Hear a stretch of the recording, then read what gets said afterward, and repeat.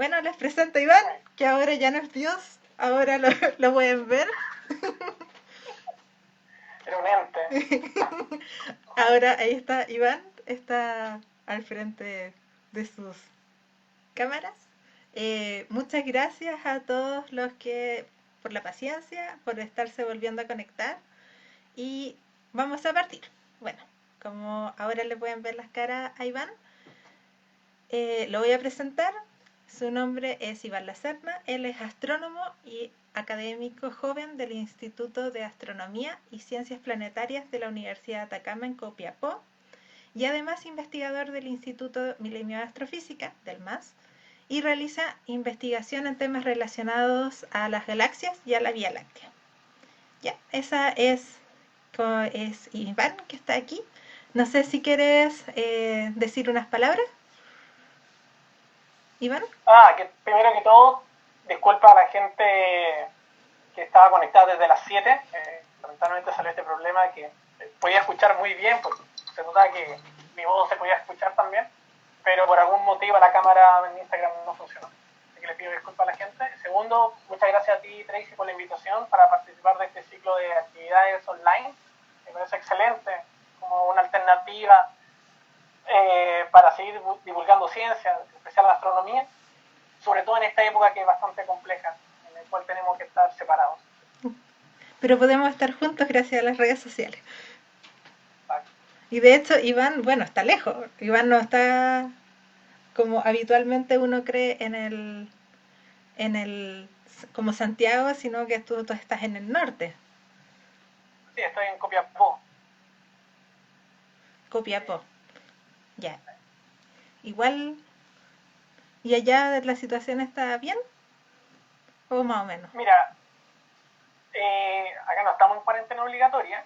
El número de casos hasta finales de abril, comienzo de mayo era muy poco. En total, el acumulado de la ciudad no era más de 20. Ujú. Lamentablemente, en estos últimos días tenemos entre 15 a 20 personas contagiadas por día. Ah, ya está aumentando. Por día tenemos la misma cantidad que tuvimos casi 2 meses. Mm. Entonces, sí ha ido aumentando. Todavía no diría que la situación es crítica como en otros lados. Ujú. De hecho, el número de contagios es de los lugares más bajos, después de la región de Aysén, donde hay menos casos de contagio, pero igual es preocupante que va aumentando. Ya. Va aumentando. Así que vamos a ver qué es lo que va a suceder Ánimo. en las próximas semanas. Esperemos que, al igual que todo Chile, que la situación mejore. Ujú. Ya. Entonces vamos a empezar. El título de la charla de hoy era cómo era la galaxia en la que vivimos. Entonces, como tal, vamos a partir con la primera pregunta. ¿Qué es una galaxia? Una galaxia, bueno, básicamente son objetos que están compuestos por estrellas, planetas, gas, polvo interestelar, agujeros negros y probablemente materia oscura. Y todas esas componentes están gravitacionalmente ligadas entre sí. Ujú. A estos sistemas le llamamos galaxias. Galaxias. ¿Y cómo fueron descubiertas las galaxias?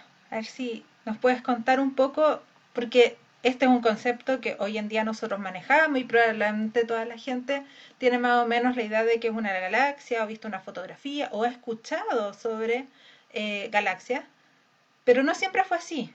Entonces quiero que nos cuentes un poco cómo fue esto, de dónde, quién fue el primero que se le ocurrió, de dónde vino de todo esto, de las galaxias, esta idea. Buen punto el que tú señalas, Tracy, porque en realidad el término galaxia, lo que conocemos, es un término que se conoce hace menos de 100 años. Entonces, históricamente es algo reciente, bastante reciente. Incluso si uno empieza a ver astronomía antigua, a leer los libros de historia sobre la astronomía, claro, tenemos las civilizaciones como Babilonia, antigua Grecia, que estudiaban a los planetas, estudiaban las estrellas, pero no hay nada sobre galaxias. No hay nada, nunca dice los griegos estudiaban las galaxias. No, nada. Y el tema es que las galaxias están tan lejos que es difícil observarlas sin un telescopio. Entonces había un impedimento tecnológico. Ujú. En 1609, Galileo Galilei implementó el telescopio en la astronomía. Lo implementó y observó el cielo. Y con ese invento tecnológico es la que ha revolucionado totalmente nuestro conocimiento sobre el cosmos. hasta el día de hoy, que siempre estamos hablando de telescopios, los de 8 metros, 10 metros, los próximos de 30 metros, 40 metros. Claro, hay un tema tecnológico, siempre la astronomía y estos conocimientos están asociados con la tecnología, van de la mano. Entonces, con la invención del telescopio, la gente empezó a construir telescopios más grandes en que se empezaron a observar un objeto que se llaman nebulosas espirales, nebulosas, ¿verdad? Porque se veían difusas en la observación. Y por cientos de años, porque estoy diciendo Galileo en 1609, hubo un catálogo de estos objetos ahí por el año 1800, o sea, pasaron 100, 200 años que se empezaron a hacer este tipo de observaciones más sistemáticas. Y en el año 1900, estoy hablando 300 años después, había una discusión fuerte en la comunidad astronómica si estas nebulosas espirales eran objetos que pertenecían a la Vía Láctea, como grupos de estrellas, cosas así, o eran objetos que estaban más allá, que estaban más lejos. Resulta que en 1923 un astrónomo estadounidense llamado Edwin Hubble descubrió una estrella que se llama Cefeidas, que van variando en el brillo, y esas estrellas permiten calibrar distancias. Y midió la distancia a una nebulosa muy famosa en esa época, Andrómeda, que ahora sabemos que es la galaxia Andrómeda. La distancia que midió él era 1.000.000 de años luz, que era mucho más grande que las escalas que se conocían del universo en ese momento, que ha sido algo muy importante. Hasta el año 1920, 1923, el universo era la Vía Láctea. Entonces, las escalas que manejábamos, que eran miles de años luz, que eran más o menos las escalas de la Vía Láctea, era el universo. Entonces, aquí viene Hubble y dice 1.000.000 de años luz. Entonces, ahí es donde quedó ratificado que estos objetos, estas nebulosas, son objetos que están muy, muy distantes, millones de años luz, y que nuestra galaxia es una más entre, en ese entonces, centenarios, miles, ahora sabemos que son millones de galaxias. Claro. Más o menos es el origen de cómo se fueron conociendo estos objetos. Por aquí nos están bueno, te están saludando, te están mandando saludos Julio y Álvaro. ¿Qué tal? ¿Qué tal, chicos? Te están saludando, así que les traspaso tus saludos. Muchas gracias. Y ya hablamos un poco de historia ya. Entonces tenemos que, con Hubble, cambió finalmente el paradigma.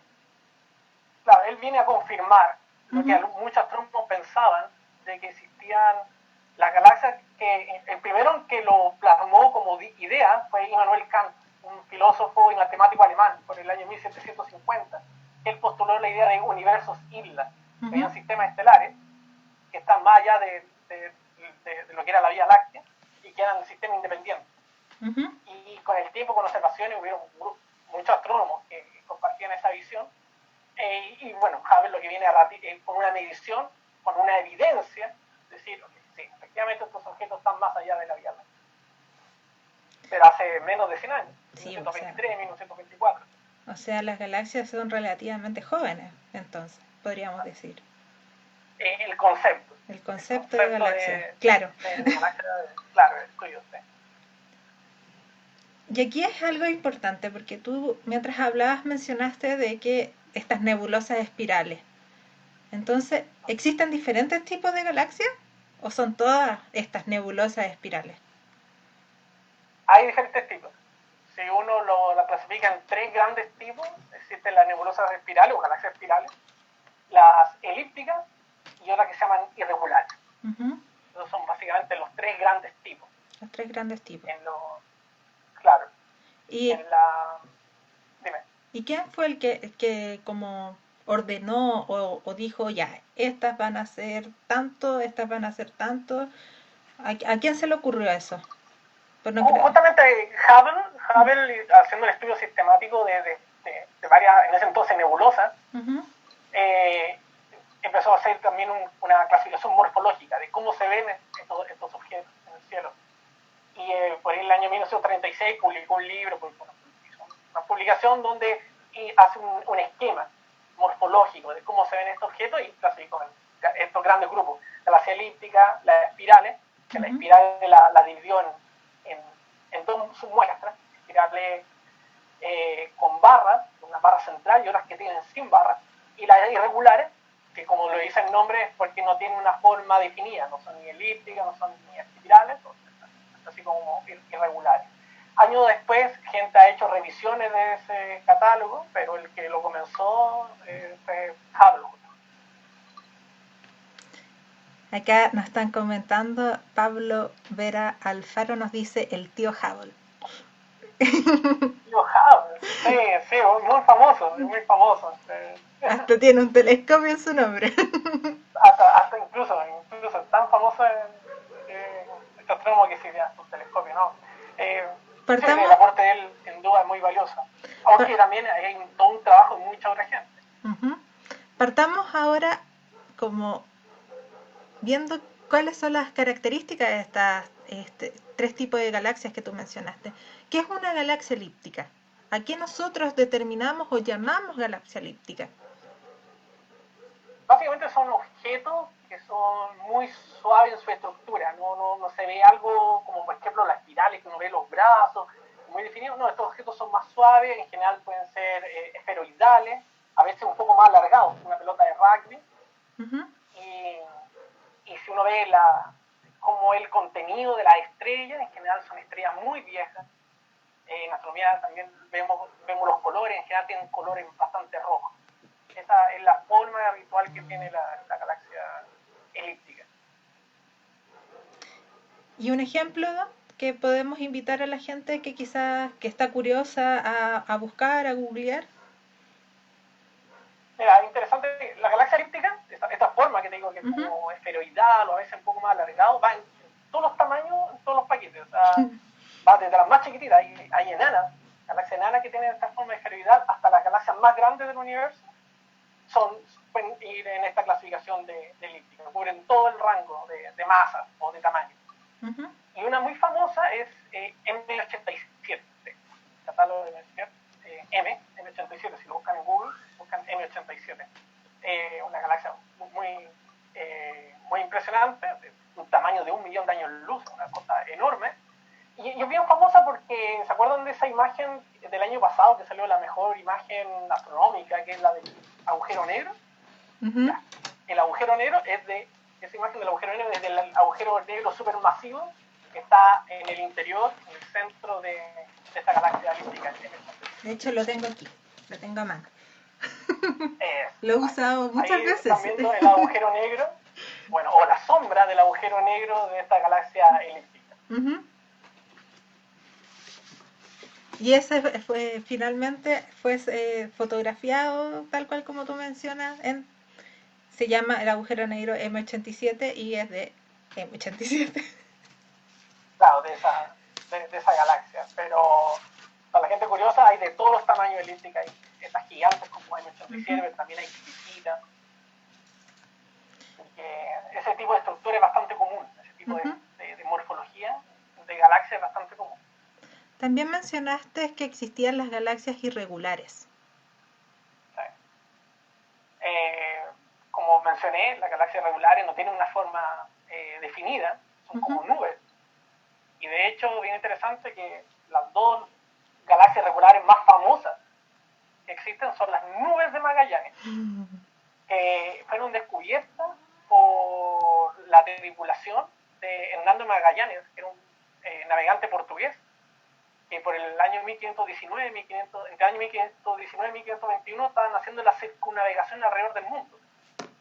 Recordemos que Cristóbal Colón llegó a América porque pensaba que por este lado iba a poder llegar a las Indias, pero llegó antes de América. Entonces, para confirmar la teoría de que uno puede dar una vuelta alrededor del mundo, porque la Tierra es redonda, como bien sabemos todos, bueno, hizo esta navegación desde Europa, pasando por el hemisferio sur, para llegar por el otro lado. Y cuando están en el hemisferio sur, la tripulación hizo en la nota de Bitácora del viaje, mencionan estas nubes que estaban en el cielo. Esas nubes ahora sabemos que son dos galaxias satélites a las nuestras. Probablemente esta forma irregular de ellas, que se utilizaron como nubes de Magallanes por la expedición que hizo la anotación, son galaxias que han sido perturbadas morfológicamente, han sido distorsionadas por la interacción gravitacional que han tenido con la Vía Láctea. Son galaxias pequeñas en general y que probablemente con la interacción con una galaxia más grande, mucho más robusta, más bien formada como la Vía Láctea, se van desmembrando y van teniendo ese tipo de forma. Mira. Y habitualmente en las galaxias irregulares hay mucha formación estelar, son galaxias activas. Son muy Ujú. interesantes de estudiar. Mira, aquí Manolo Santi 2 nos dice, ¿las nubes de Magallanes se puede juntar entre ellas? Buena pregunta. Tengo entendido que no. Están muy, muy cerca. Las dos están muy cerca. Porque de hecho, si uno la ve en el cielo, Ujú. están, están separadas por una distancia muy, muy pequeña. Pero me da la impresión que cada una sigue su propio camino. Me da la impresión. Puede ser que si se llegan a juntar, ya van a estar dentro de lo que es toda la componente de la Vía Láctea. Porque en algún momento estas galaxias van a ser parte de nuestra galaxia. Ujú. O sea, ahora probablemente ya tuvieron un periodo de interacción, ya pasaron por acá, salieron, pero después por gravedad van a volver a caer hasta que sean parte de toda esa estrella, van a ser parte de la Vía Láctea. Tal vez ahí, en ese momento, sí, las dos se juntan. Mm. Pero tengo entendido que entre ellas dos no se juntan antes que sean parte de la Vía Láctea. Y a propósito de los 9 Magallanes, hay algo que tal vez me faltó decir cuando hablé del tema tecnológico y de la importancia del telescopio para observar galaxias, es que solamente hay 3 galaxias que se pueden observar a simple vista, sin usar telescopio. Mm. Una es Andrómeda, porque es muy grande, es como 50% de veces más grande que nuestra Vía Láctea y está relativamente cerca, que por escala del universo está relativamente cerca, y las otras dos son las 9 Magallanes, y que solamente se observan desde el hemisferio sur. Así que si ustedes tienen, la gente que nos está escuchando, nos está viendo, si tienen la oportunidad de ir a un lugar que no está contaminado por luz, fuera de las ciudades, traten de ver el cielo y si ven algunas dos nubes bastante definidas que están relativamente cerca, esas son 2 galaxias, Mm. las nubes de Magallanes. Sí, hay que verlas como con vista periférica cuando uno no está con un cielo tan oscuro, pero se ven y son bien Claro. bonitas. También nos están preguntando si tienes alguna galaxia favorita. NGC 1300. son dos. NGC 1300 y la Vía Láctea. Ya. En nuestra Tarea, galaxia. Son dos. googlearla. Para que la busquen. Es muy fotogénica, es una galaxia muy, muy linda, que es una galaxia espiral con una barra enorme, muy, muy notoria. Ahí nos te estás adelantando, todavía no llegamos a ese punto. Vamos de a poquito. Vamos con la siguiente. Entonces, acabas de mencionar que una de tus galaxias favoritas es una galaxia en espiral. Así que la Sí. pregunta sería, ¿qué es una galaxia en espiral? ¿Cómo son? Ujú. ¿O qué es? Bueno, sí, la galaxia espiral son galaxias que se llaman tipo, en general son tipo disco. Un disco de estrella. Cuando decimos que es un disco, es que si uno, por ejemplo, acá tengo una medallita, claro, si uno lo ve de frente, sería así, un disco. Si tú ves esa galaxia de lado, es bastante plana. Ujú. Bastante plana. Y en el centro hay como 3 componentes principales de una galaxia de discos. El centro, que es el bulbo, una componente esferoidal, Ujú. que uno puede pensar que es como cuando habla de la galaxia elíptica, son como bolitas, efectivamente aquí es algo parecido, pero en el interior de esta galaxia. Luego está el disco, y ese Ujú. disco puede tener brazos espirales, que ahí es donde venía el tema de las nebulosas espirales, que para nuestra vista son muy prominentes, son muy notorias. Ujú. Y alrededor de eso hay un halo donde van orbitando cúmulos globulares, y también se supone, la teoría dice que ese halo también está lleno bueno, hay algo de gas también cerca del plano de la galaxia, y también materia oscura. Esa sería la constituyente de una galaxia tipo espiral. Y un ejemplo de eso, bueno, ya dijiste una que es justamente tu galaxia favorita, pero ¿algún otro ejemplo? De galaxia ¿Espiral? espiral, la más impresionante por la cercanía, ¿no? Entonces Ujú. podemos tener mucha resolución, es Andrómeda. Mm. La galaxia Andrómeda M31, tan impresionante que, no sé, por los Mac, Apple lo tenían de fondo de pantalla. Probablemente la mayoría de la gente acá ha visto alguna foto de la galaxia Andrómeda, Sí, que es bien impresionante. Ese es un buen ejemplo de una galaxia espiral tipo, arquetipo. por aquí también nos mencionan el sombrero. sombrero es una galaxia de espiral, efectivamente, pero el tema que es una galaxia que el bulbo es súper prominente. Es interesante. Esta parte central, este esferoide, en algunas galaxias chiquitito, y lo que predomina es el disco. Y en otra, el bulbo es muy grande, muy grande. Y la galaxia del sombrero es una que el bulbo es muy prominente. Ya vamos a entrar a los detalles de explicar qué son este bulbo del que habla Iván. Pero yo creo que es súper interesante la pregunta primero de cómo sabemos nosotros que nuestra galaxia es una galaxia en espiral. Porque no es una pregunta fácil. Y tampoco Claro, la exacto. solución, la respuesta tampoco es sencilla. Claro, todo lo que hemos hablado en este rato es para introducir lo que es la zoología de galaxias. Pero ahí uno se pregunta, ¿y cómo es nuestra galaxia? ¿Qué forma tendrá? ¿Cuál de estas categorías es? ¿Irregular? En la conversación hemos anticipado un poco que es una galaxia tipo de espiral. Y como tú bien dices, Tracy, es realmente complejo determinar cómo es nuestra galaxia si estamos adentro y no podemos salir. Claro, desde afuera es fácil, es como que nosotros estamos en la casa y tratamos de describir cómo es nuestra casa sin poder salir de ella. Tratemos de describir cómo es la ciudad, claro. y Copiapó, o sea, allá en Santiago, sin salir de la pieza. ¿Verdad? Es realmente difícil, pero con bastante ingenio, creatividad y elementos tecnológicos hemos podido aprender de que nuestra galaxia es de este tipo espiral. Y los primeros mapas de cómo sería nuestra galaxia vienen del año 1800, cuando William Herschel construyó un tremendo telescopio y junto con su hermana Caroline, que no hace mucho tiempo atrás fue un doodle de Google, su hermana Caroline y uno de sus hijos de William Herschel empezaron a catalogar este objeto y él empezó a hacer una estadística de estrellas, cómo se ven en el cielo, y hizo un primer mapa de la Vía Láctea, que le parecía que era alargado. Lo interesante es que en ese mapa el Sol estaba cerca del centro. 100 años después vino un astrónomo, que se llamó Kapteyn, de los Países Bajos, y también empezó a hacer mediciones de campaña de observación de estrellas, tanto en el hemisferio norte como en el hemisferio sur, y empezó a medir lo que se llama movimientos propios. Movimientos propios son movimientos que van teniendo las estrellas periódicas con el tiempo, que es una forma de establecer distancia. Y él estableció un modelo en el cual la Vía Láctea era bastante pequeña, algo así como 10.000 años luz de distancia, como 30.000 años luz, más o menos esa es la escala. Y de nuevo le pareció que el Sol estaba muy cerca del centro, a unos 2.000 años luz apenas del centro. Recordemos, un año luz es la distancia que recorre un fotón, una partícula de luz, en un año. Uso el año luz porque es una escala que de alguna forma la gente intuitivamente va manejando. Pero después hubo otro astrónomo, Shapley, que un año después empezó a estudiar cúmulos globulares.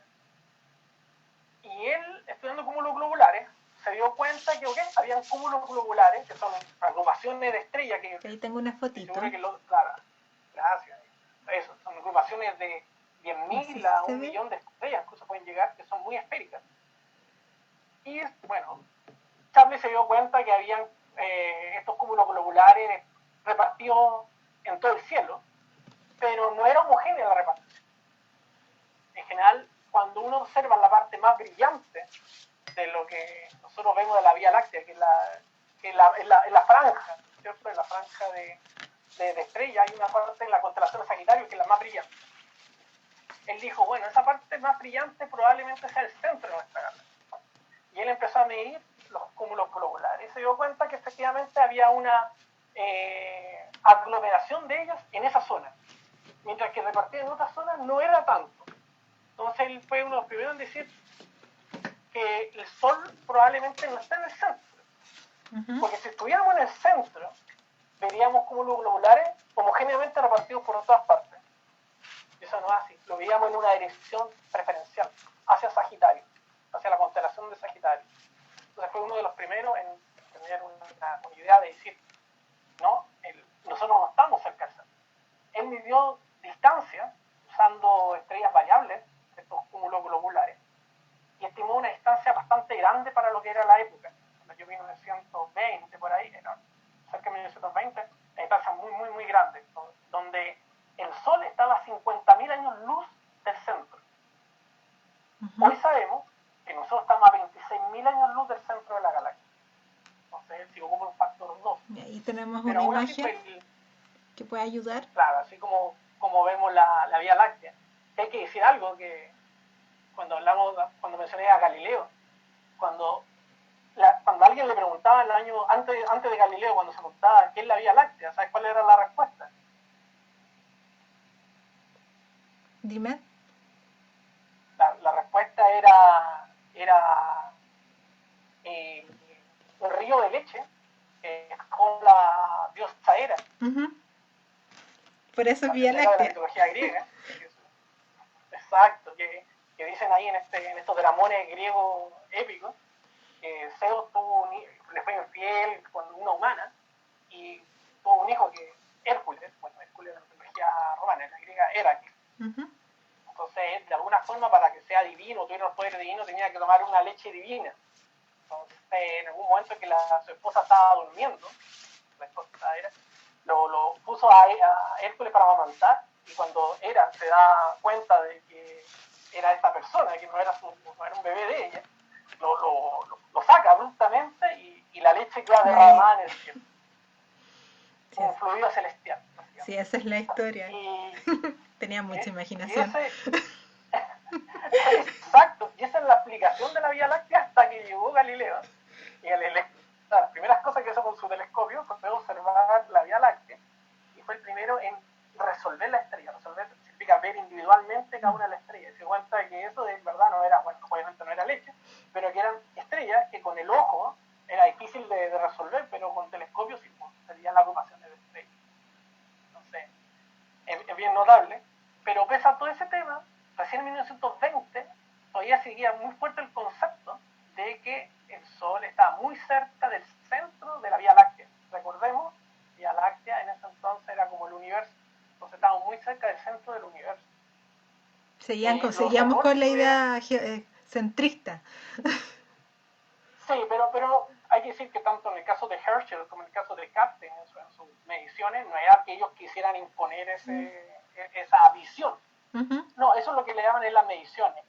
Y el problema es que yo mencioné al principio que una de las componentes de las galaxias es el polvo. El polvo son partículas, son como granos que tapan la luz. De hecho, ¿puedes ponerme la imagen de nuevo de la Vía Láctea? La fotito que ¿Cuál tengo? ¿Esta?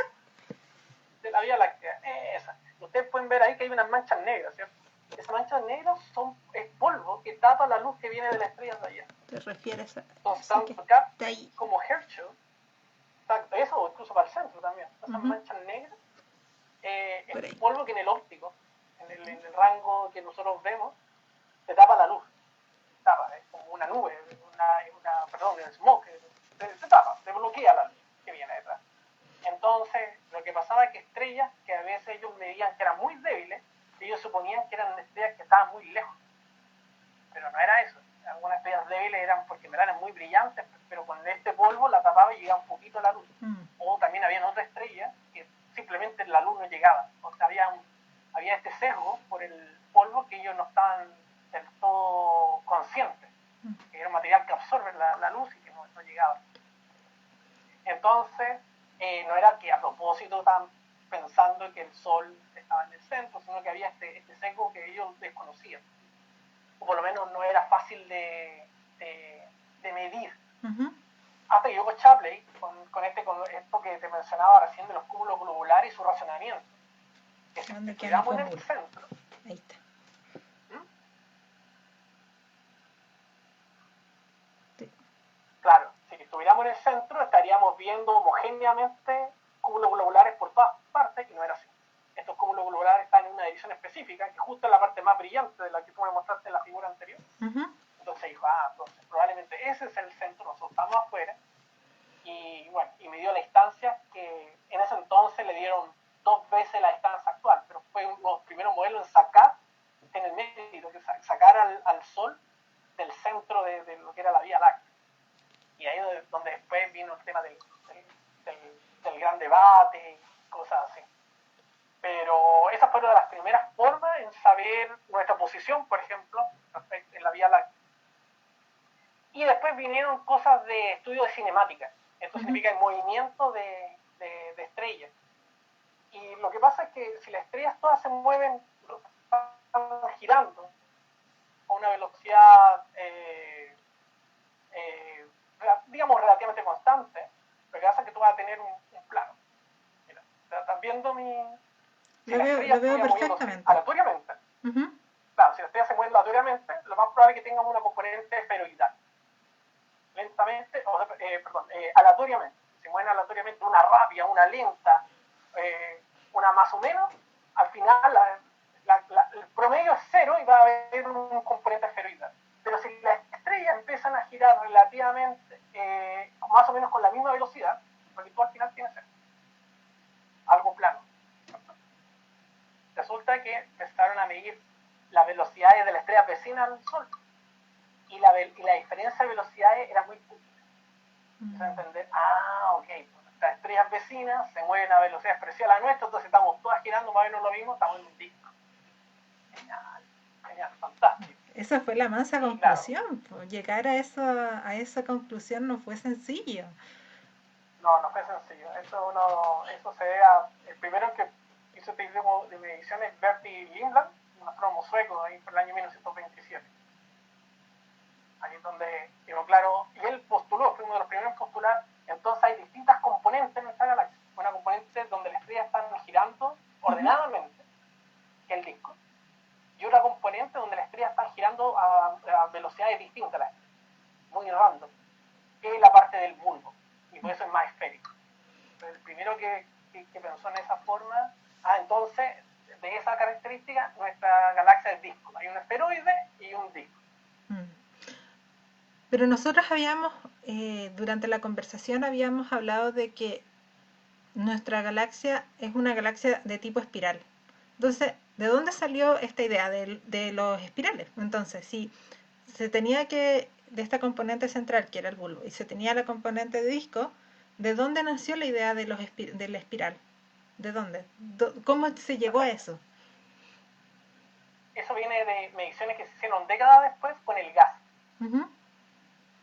Por ahí por el año 40, el giro que tiene sobre su eje, simetría, y este spin puede ser en dos tipos, puede venir un spin arriba o un spin abajo. Y de alguna forma, cada cierto tiempo, este spin cae o se da vuelta. Y cuando hace eso, emite un fotón o una partícula de luz con una energía definida. Él midió que en longitud de onda era de 21 centímetros. Son ondas de radio. Ya no es telescopio óptico, sino que son ondas de radio. Eso lo predijo en el 44 y eso se confirmó recién en el año 51. En 1951, 3 grupos de astrónomos en distintas partes del planeta, uno en Australia, otro en Estados Unidos, otros creo que en Europa, con radiotelescopios, observaron que esta componente, observaron en esta longitud de onda de 21 centímetros del gas de hidrógeno, y se dieron cuenta de que la cantidad de hidrógeno es bastante grande y que está concentrado en lo que es el plano cuando lo piensan es así, de la galaxia. Estaba concentrado ahí. Lo interesante es que este flip, en términos de la historia del universo, es nada. Cambia en promedio 11 millones de años. Entonces ellos midieron tanta cantidad, tan abundante, que dijeron, bueno, entonces significa que nuestra galaxia, y otras probablemente, y eso se demostró, está lleno de este hidrógeno, está lleno de este gas. Y así es lo que puede explicar porque hay tanto H1 por todos lados. H1 es la forma en que los astrónomos hablamos del hidrógeno atómico. Y después empezaron a haber observaciones más sistemáticas de esto, de radio, en ondas de radio. Y en 1958 un grupo de astrónomos logró hacer el primer mapa de gas de nuestra galaxia. Y había zonas claramente sobredensas de gas. Y ahí quedó claro, ok, entonces, y esas zonas sobredensas justo dan como los bracitos de espirales de otra galaxia, que ya se conocieron, obviamente, da igual posición, claro. El gas ahí va trazando, va siguiendo las líneas estas de los brazos, por lo tanto nuestra galaxia es espiral. sea, Esa es la forma en que llegamos, pero al año 58, o sea, igual hace si pensamos, tantos bueno, años. no fue tanto, porque de 1920, de que ah, logramos determinar, logramos o lograron determinar que estas nebulosas ya no eran nebulosas, sino que eran otras galaxias, al 30 no, Claro. es relativamente rápido. Así es, así es. Por un tema de, de tecnología y de gente trabajando en ciencia, todos estos logros se empezaron a hacer con mucha mayor velocidad. Ujú. Eso es enorme. La gente involucrada, toda la posibilidad de medición y de muestras, así que efectivamente. Entonces, ya, vamos un poquito hacia atrás. Ya hemos hablado de la componente del disco. Entonces, ¿cuáles son las partes de nuestra galaxia? Me quedé pegada. Sí, un poco. Sí, pero volví. ¿Me escuchaste o lo vuelvo a...? Te escucho bien, pero te veo detenida. En la imagen de... Ah, ya. Ahora recién te moviste. Ah, ya, súper. Pero volví. Ya. Sí, Lo que te estaba comentando, de que recapitulemos un poco. ¿Cuáles serían finalmente los componentes de nuestra galaxia? ¿Cuáles serían como las grandes partes, por así decirlo, por las que las podríamos dividir? ya, ya. Una componente de disco, Ujú, donde las estrellas están girando ordenadamente, y es donde está el Sol. Una componente más esferoidal, porque ahí las estrellas tienen órbitas más aleatorias, que ujú, el bulbo. Ahora sabemos que ese bulbo está compuesto de estrellas muy viejas, realmente ahí es donde primero se formó nuestra galaxia. Y alrededor de eso está este halo donde van orbitando algunos cúmulos globulares, donde se concentra también eh, materia oscura, ese tipo de cosas. Esas serían tres grandes componentes. Visualmente el halo no es tan fácil de percibir, pero visualmente es el bulbo, la componente central, más esférica, tipo esferoide, y el disco. En Esa es algún, la forma que la ujú. galaxia. En algún momento, casi como al principio, nos spoileaste un poco y hablaste sobre la barra. ¿Qué es ¿Mm? eso de la barra? Bueno, sí, también. Que otra componente que tiene nuestra galaxia sería la barra. Ya Hubble había determinado que una buena fracción, creo que es como un tercio de las galaxias espirales, Ujú, muestran una barra, que como dice el nombre, es algo como alargado, ujú, que uno puede pensar que es como un puente que conecta los brazos espirales con el bulbo. ujú. Un puente que atraviesa, esta barra atraviesa la componente central de la galaxia, atraviesa. Y ahí después están los brazos espirales. La figura de NGC 1300, si lo buscan en Google, es evidente eso, esa estructura. Y ya en esas mediciones del gas, que te hablaba del año 58 en ese mapa, Ujú, y ahí fueron los primeros indicios que nuestra galaxia podía tener una barra, porque se dieron cuenta que a una cierta escala la galaxia, la estrella ya no seguía movimientos bien ordenados, empezó a ser más irregular, ujú. pero con una forma extraña, no era como de un esferoide. Entonces ahí fueron, en ese paper nos hablan de que, en ese artículo científico, nos hablan que sea una barra, pero dan pie a que pueda hacer algo más.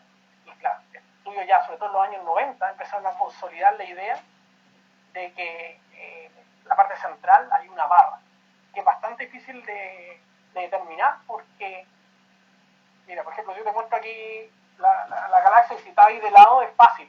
Es fácil bueno, ver que hay una barra. Ujú. Resulta que la barra está como así. Está como que apunta un poco Ah, hacia nosotros. Entonces es mucho más difícil de determinar. mm. Pero del año 90 ya empieza a haber una evidencia mucho más fuerte de la presencia de la barra en, en nuestra galaxia, la Vía Láctea.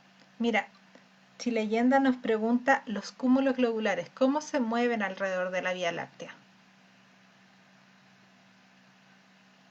Los cúmulos globulares alrededor de la Vía Láctea van haciendo como así. Imagínate que ah, este es el disco, bueno, este es como el disco y pueden haber cúmulos que van, los cúmulos más, hay ciertos cúmulos que están en el halo que van haciendo esto, van pasando, incluso atravesándolo.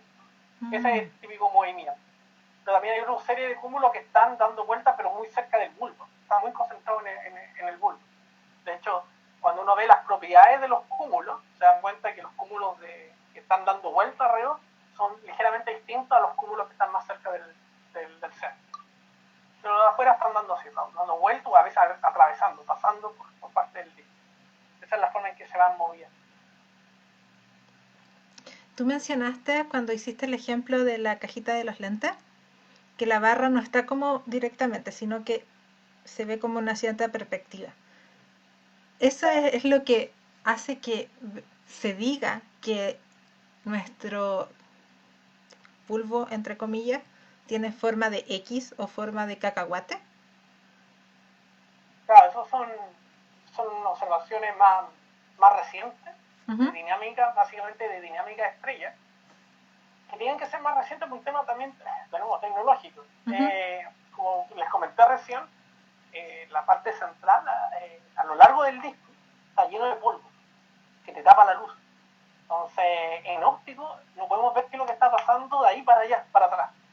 Es imposible, mm, es muy difícil. Para eso, tienes dos alternativas. Uno, por ejemplo, usar, que lo hicieron la gente que estudió el gas. En el gas del polvo no es problema, entonces pudieron ver el gas en la zona de las espirales. Otra técnica es ver en otra longitud, que es el infrarrojo. El rojo justo va un poquito más allá del rojo. Son, es radiación que nos llega, un poquito menos energía que el rojo. Y la gente empezó a fabricar instrumentos para detectar luz en infrarrojo. ujú. Y con infrarrojo es que en las últimas décadas podemos observar las estrellas que están en el centro y más allá. Y viendo esa observación en infrarrojo, Ujú. es que nos hemos dado cuenta que este componente de bulbo no es tan esferoidal, sino que tiene una forma como de maní. Como voy a tratar de hacerla, no es simplemente así, sino que es como que tiene una hendidura y como que baja. Incluso en la parte ya más extrema, algo que se está viendo en los artículos de la última década, es bastante reciente, incluso tiene una forma X, que incluso si uno prolonga esto por acá, Ujú. como que se ve una superposición de una X, algo impresionante. Uno puede aplicar modelos, hay modelos de cómo pueden haber órbitas de estrellas, pero la barra tiene mucho que ver en eso. La barra tiene mucho que ver en que estrellas que están en el disco, cerca del centro, con la barra empiezan a emigrar y tener otro tipo de órbita. Ujú. Y la barra entonces es clave para tener este tipo de anomalías, básicamente, en la cual hay estrellas que van, si tú lo ves de lado, como que le llaman bananas, órbitas de banana, una banana. Y hay bananas que hacen, y hay bananas para arriba y bananas para abajo. O sea, hay unas bananas que hacen así, bueno, estrellas que siguen como una órbita así, como Smile también, Ujú. de risa, y otras como triste. Oh. Y cuando se cruzan, lo que tú te quedas en el extremo es como una X. Bueno, se lo imaginan. Estoy súper descoordinado. No, pero yo creo que se Toman entiende una la esfera idea. feliz y una te queda como una X en esa estructura. Entonces esa sería como una forma de bulbo que se había observado ya en algunas galaxias cercanas. Se había observado Ujú. esta forma de X, pero no con el nivel de detalle y de resolución que podemos hacer con las estrellas que están acá más cerca. Y gracias también a un tema, reitero, tecnológico, que también, aparte que sean infrarrojos, necesitamos detectores de muy alta resolución. Porque en el centro de la galaxia del bulbo, la cantidad de estrellas juntitas es enorme. Mm. Es una de las partes muy brillantes, porque hay muchísimas estrellas juntas. Entonces tienes que tener la capacidad de resolver, de ver individualmente cada estrella. Entonces también necesita muy alta resolución. Sí, yo creo que es súper importante resaltar eso, de que no sabemos todavía todo. Y cada día se van descubriendo cosas nuevas. Por ejemplo, lo que tú estás comentando ahora de esta forma extraña, también lo dijiste, es bastante reciente, no es algo que haya pasado hace 50 años. Al contrario, vimos de que toda la historia como de la galaxia, todo es como bastante reciente en general. Así que yo creo que es súper interesante como entender que la ciencia va avanzando y cómo va avanzando de la mano con la tecnología también. Así es muy interesante esa sinergia, porque las preguntas hacen que se construyan nuevos aparatos electrónicos o tecnológicos. Ujú. Gracias a lo que observó Galileo, es que después Herschel, unos 100 años después, 150 años después, dijera, no, bueno, hay una persona que tenía dinero, ya, construir un telescopio grande, porque Galileo tenía una cosa chica y construyó un telescopio gigante. También otras personas construyeron también sus telescopios grandes, de 1 metro, 2 metros. Una anécdota también un poco aparte de lo que estábamos hablando, teníamos las placas, bueno, hasta el año 1900 la gente cuando observaba Mm. dibujaba, existían placas fotográficas, entonces lo que veía lo dibujaba. Después avanzó eso con la placa fotográfica, donde empezamos a cuantificar la astronomía, con las placas fotográficas tenidas ahí y puede hacer medición. Las placas fotográficas tienen un problema de sensibilidad, tienen un cierto límite de brillo Ujú. en el cual ya las cosas muy débiles no las puede distinguir. Y eso motivó después, en los años 80, a crear dispositivos digitales, y que ahora lo usamos en el día a día. Que Ahora está en nuestra el conversación estamos celular. usando después, claro, las fotos. Realmente los papás, abuelos de las personas que están acá van a saber que el rollo de fotos había que atesorarlo, tenía capacidad de sacar 12 fotos y tenía que cuidarla. Ahora con los dispositivos digitales saca fotos a todos. Hasta la Y eso comida va de merece la mano foto. de que necesitamos, justamente. Entonces, va de la mano el desarrollo tecnológico, pero también con la inquietud de resolver nuevas preguntas. Mira, acá tengo dos preguntas. Una que la hice Biz MTO, que nos pregunta si puede hacer consultas de cualquier cosa. La idea es que sean preguntas sobre galaxias, porque Iván es experto en galaxias. Entonces, pero puedes preguntar, en una de esas sabemos la respuesta y la podemos Claro. decir. Pero eh, eh, hay que aprovechar, Iván, que sabe de galaxias. eh, y por otra parte, nos pregunta Daina Verdugo, creo que lo dije bien, en materia oscura, se habla que el universo equivale a un 26%. ¿Se estima lo mismo para la Vía Láctea? Está como de desorden. Es como si uno ve solamente en masa es como entre el 80 y 85% de la masa total de nuestra galaxia es materia oscura. Y el otro 15%, 15 o 20% es materia que se llama bariónica, digamos, lo que nosotros estamos hechos, de las estrellas, planetas. Incluso puedes meter ahí el agujero negro supermasivo que está en el centro, lo mete ahí y todo eso te suma como entre el 15 y el 20%. O sea, es altamente dominante lo que es materia oscura en la masa total de la galaxia. Dayana, perdón. Le había dicho mal el nombre, ¿ves? Eh, y para ya como ir terminando y ya empezar a contestar las preguntas de la gente, así que para que las vayan escribiendo ahora, la última pregunta sería, ya hablamos de esta forma de cacahuate o maní o X, pero eso es en dos dimensiones. Entonces, mi pregunta es, si existiera un mapa en tres dimensiones del bulbo, ¿qué pasaría? ¿Qué podríamos encontrar? ¿Qué me puedes Bueno, contar sobre eso? bueno, bueno, para llegar a eso del peanut y de la forma esta de maní, peanut de maní, igual se toman en cuenta de información de 3 dimensiones, porque se estudian movimientos propios, de años, de alguna forma también se estudia. El tema está en que todavía la parte central, la parte muy al centro de nuestra galaxia todavía no está del todo bien estudiada, porque justo es la parte que es mucho más densa, donde el polvo es mucho más fuerte, más intenso. Y eso no lo tenemos entendido del todo. Entonces sí tenemos una visión general de cómo es el mapa 3D de la galaxia, pero no es completo. Ujú. No es completo. Falta mucho todavía por entender.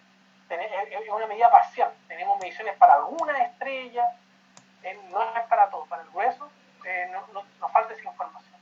Entonces, una caracterización más cierta como un mapa, un Google Maps del centro de nuestra galaxia en 3D, todavía no existe con un nivel de detalle que quisiéramos. Y ahí podríamos invitar a la gente a participar en algo, ¿cierto?